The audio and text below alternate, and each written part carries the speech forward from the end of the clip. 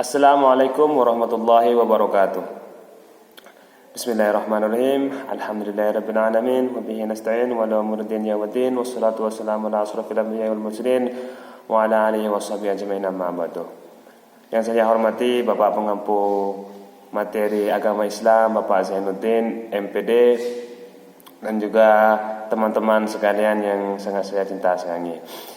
Sekarang saya ingin sedikit menjelaskan tentang pengertian apa itu tauhid dan juga bagaimana cara kita bertauhid dengan benar kepada Allah Subhanahu wa taala. Seperti yang kita tahu bahwa tauhid adalah pondasi awal bagi kita dalam beragama Islam, karena tidak bisa dipungkiri bahwa setiap manusia, setiap umat Islam manusia pasti hal pertama yang harus mereka lakukan atau harus mereka pegang adalah tauhid, yaitu mengesahkan Allah. Lalu bagaimana dengan pengertian tauhid, juga macam-macam tauhid? Di sini saya akan menjelaskan sedikit tentang apa itu tauhid, macam-macam tauhid, dan juga cara ciri-ciri manusia yang bertauhid dan juga cara bertauhid dengan benar. Oke, untuk yang pertama kalinya, alangkah baiknya kita mulai dengan pengertian tauhid. Apa itu tauhid?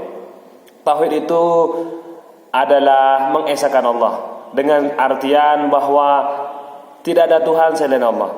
Kita hanya percaya bahwa Tuhan itu hanya Allah, bahwa kita diciptakan hanya untuk menyembah kepadanya dan beribadah kepadanya. Tauhid di sini, pengertian tauhid di sini macam beberapa ulama berbedaan pendapat. Namun pengertian yang lebih masyhur yaitu bahwa tauhid adalah mengesahkan Allah atau mensatukan Allah. Yang kedua adalah macam-macam tauhid. Di sini ada 3 macam tauhid yang mungkin sudah kita sering dengar saat kita masih di bangku SD ataupun MTS, yaitu yang pertama tentang rububiyah, tauhid rububiyah. Apa itu tauhid rububiyah? Tauhid rububiyah adalah meyakini Allah dengan segala perbuatannya, bahwa Allah yang telah menciptakan kita dan segala alam semesta isinya. Itu merupakan bukti juga bahwa Allah itu maha kuasa. Dan yang kedua adalah tauhid uluhiyah. Tauhid uluhiyah adalah meyakini Allah dengan keesaannya, bahwa Allah tidak terdiri dari beberapa unsur, yaitu bahwa kita mengesahkan Allah dengan dirinya sendiri, bahwa Allah memang esa dengan dirinya sendiri. Dan yang ketiga adalah tauhid asma wa sifat, yaitu meyakini Allah dengan beberapa sifat dan juga nama-nama Allah yang kita kenal dengan Asmaul Husna. Namun muncul di benak kita, apakah Asmaul Husna yang kita kenal bisa menggambarkan Allah? Apakah ke-99 sifat tersebut bisa menggambarkan Allah segala keseluruhan? Nah, pasti terpencar di benak teman-teman sekalian bahwa ya mungkin Allah itu hanya bersifat 99. Kalau seperti itu, bisa kita ambil kesimpulan bahwa Allah itu terbatas. Namun sebenarnya tidak. 99 sifat itu adalah menunjukkan kelemahan kita, bahwa kita tidak bisa mencapai makom atau tidak bisa mencapai pengertian dari Allah tersebut. Kita tidak bisa memvisualisasikan atau membayangkan seperti apa Allah tersebut, karena kita hanyalah makhluknya yang lemah dan penuh dengan keterbatasan.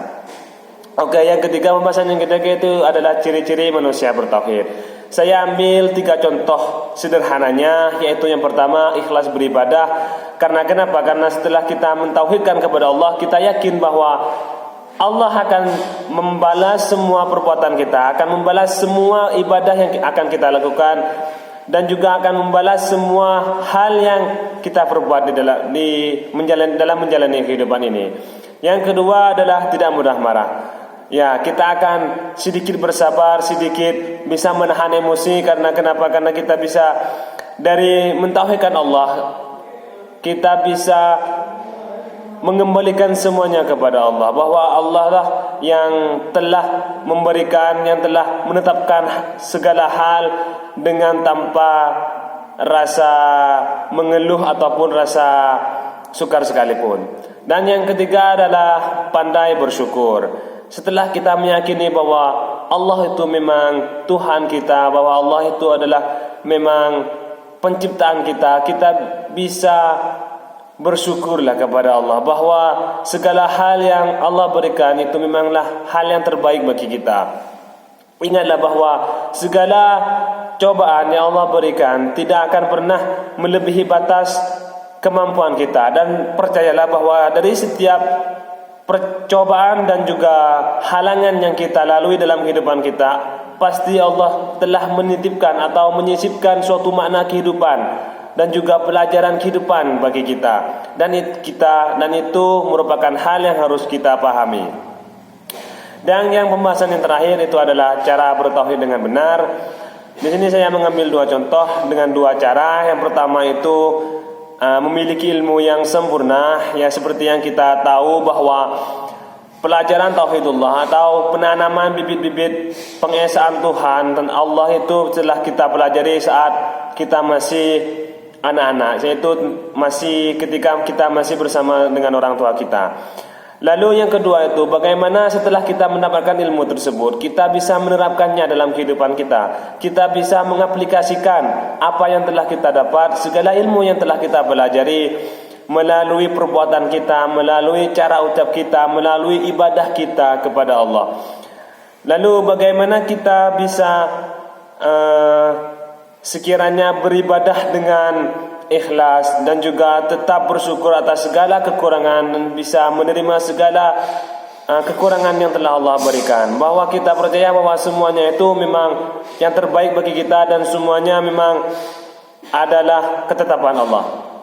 Mungkin tentang tauhidullah, untuk pengantar tentang tauhidullah itu mungkin sedikitlah untuk memberikan sedikit pemahaman bagi teman-teman sekalian. Saya pribadi mengucapkan mohon maaf atas segala kekurangan dan juga kelemahan, karena itu memang murni dari saya sendiri. Jika ada kelebihan itu murni dari Allah Subhanahu wa taala. Dan terakhir bagi saya, Assalamualaikum warahmatullahi wabarakatuh.